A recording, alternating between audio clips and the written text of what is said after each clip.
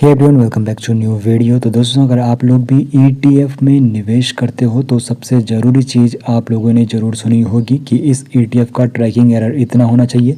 अब ईटीएफ का tracking error कम होना चाहिए या फिर ज़्यादा होना चाहिए, ये जानना आपके लिए काफ़ी ज़्यादा ज़रूरी है।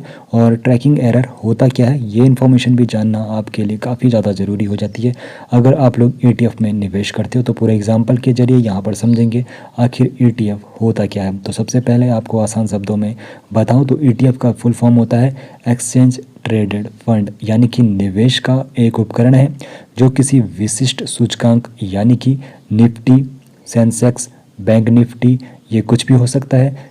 तो यहाँ पर हम निफ्टी 50 का यहाँ पर उदाहरण मान के चल रहे हैं। तो अगर आपका ईटीएफ निफ्टी 50 का अनुसरण करने का प्रयास कर रहा है तो यहाँ पर ट्रैकिंग एरर क्या होता है? ट्रैकिंग एरर यह मापता है कि ईटीएफ कितने सटीक रूप से उस सूचकांक का अनुसरण कर रहा है। सपोज़ आपका ईटीएफ, जिस भी ईटीएफ में आप लोग इन्वेस्टमेंट कर रहे हो, तो उसका जो ईटीएफ आपने ख़रीदा है वो क्या कर रहा है? निफ्टी 50 को यहाँ पर फॉलो कर रहा है। निफ्टी 50 को वो क्या कर रहा है? फॉलो कर रहा है। और यहाँ पर ट्रैकिंग एरर क्या होता है? ट्रैकिंग एरर सिर्फ यह यहाँ पे मेज़र करता है, यह मापता है कि जो आपका ईटीएफ है वो कितने अच्छे ढंग से आपके सूचकांक यानी कि निफ्टी 50 को अच्छे से वो फॉलो कर पा रहा है या फिर नहीं कर पा रहा है, यही ट्रैकिंग एरर बताता है। तो यहाँ पर एग्जांपल के जरिए मैं आपको समझाने की कोशिश करूँ तो मान लीजिए आपने निफ्टी 50 को ट्रैक करने वाला एक ईटीएफ खरीद लिया है। तो यहाँ पर आपको डिफरेंट ईटीएफ मिल जाएंगे जो निफ्टी 50 को क्या कर रहे हैं? अनुसरण इसका कर रहे हैं। तो मान लीजिए आपने निफ्टी 50 को ट्रैक करने वाला एक ईटीएफ खरीद लिया और निफ्टी 50 क्या करता है? एक साल में 10% बढ़ जाता है। निफ्टी 50 क्या होता है? एक साल में 10% बढ़ जाता है। और आपने खरीदा था वो ईटीएफ जो निफ्टी 50 को फॉलो कर रहा था, लेकिन जो आपने ईटीएफ खरीदा वो निफ्टी 50 को भी फॉलो कर रहा था, लेकिन उस ईटीएफ का जो रिटर्न था मात्र 8% यहाँ पर बढ़ता है वो।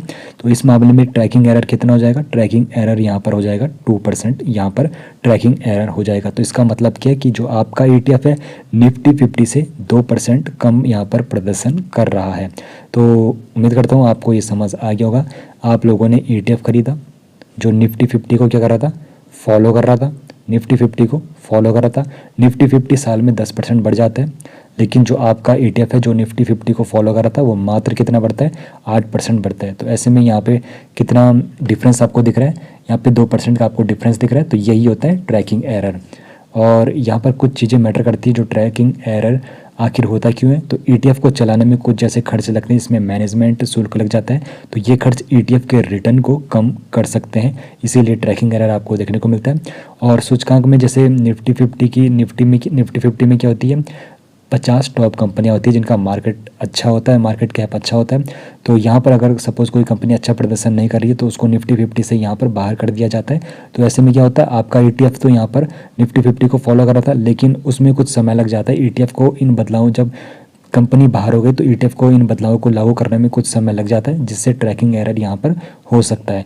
और बाजार में उतार चढ़ाव होता रहता है, तो इसके कारण ईटीएफ सूचकांक से थोड़ा पीछे या फिर आगे रह सकता है। तो यहाँ पर ट्रैकिंग एरर महत्वपूर्ण क्यों होता है? यदि आपका लक्ष्य क्या है? किसी विशिष्ट सूचकांक का रिटर्न प्राप्त करना है, यानी कि आपने निफ्टी 50 को जितना यहाँ पर रिटर्न दे रहा है आपका ईटीएफ उतना ही रिटर्न दे, तो यहाँ पर क्या होता है? तो फिर वहाँ पर आपको कम ट्रैकिंग एरर वाला ईटीएफ चुनना बेहतर होगा, यानी कि जिसका ट्रैकिंग एरर कम है उसी ईटीएफ को आप लोगों को चुनना चाहिए। और कम ट्रैकिंग एरर यह दर्शाता है कि ईटीएफ बेहतर ढंग से अपने लक्ष्य को पूरा कर रहा है, यानी कि जिस भी बेंचमार्क को मानकर वो चल रहा है तो उसका यहाँ पर अच्छे से उसको फॉलो कर रहा है, तभी जो यहाँ पर सूचकांक है यानी कि इंडाइसेस है उसको यहाँ पे अच्छे से फॉलो कर रहा है। जितना वो रिटर्न दे रहा है उतना ही रिटर्न आपका ईटीएफ देगा। तो ट्रैकिंग एरर ईटीएफ के निवेशकों के लिए एक महत्वपूर्ण होता है और यह दर्शाता है कि ईटीएफ कितने सटीक रूप से अपने बेंचमार्क का अनुसरण यानी कि फॉलो कर रहा है। और कम ट्रैकिंग एरर वाले ईटीएफ आमतौर पर बेहतर होते हैं, लेकिन अन्य कारकों जैसे कि खर्च और लिक्विडिटी को भी आप लोगों को ध्यान में रखना चाहिए जब आप लोग ईटीएफ खरीदते हो। तो ट्रैकिंग एरर को कैसे कम कर सकते हैं? तो आप कम ट्रैकिंग एरर वाले ईटीएफ चुनकर या एक्टिवली मैनेज फंड में निवेश करके ट्रैकिंग एरर को कम कर सकते हो। ट्रैकिंग एरर को आमतौर पर ETF के रिटर्न और सूचकांक के रिटर्न के बीच के अंतर के रूप में मापा जाता है, ये तो आपको पता ही होगा। तो यहाँ पर आप लोग उम्मीद करता हूँ अच्छे से ट्रैकिंग एरर समझ गए होंगे। तो जिसका ट्रैकिंग एरर कम हो उसी ETF में आप लोगों को निवेश करना चाहिए। साथ ही साथ ये भी ध्यान में आपको रखना चाहिए कि उस ETF में लिक्विडिटी अच्छी होनी चाहिए, यानी कि बाई एंड शेयर अच्छा होना चाहिए, तभी आप लोगों को उस ETF में निवेश करना चाहिए। बाकी उम्मीद करता हूँ ट्रैकिंग एरर आप लोगों को अच्छा से समझ आ चुका होगा। तो सब्सक्राइब एंड वीडियो को शेयर जरूर कर लीजिए।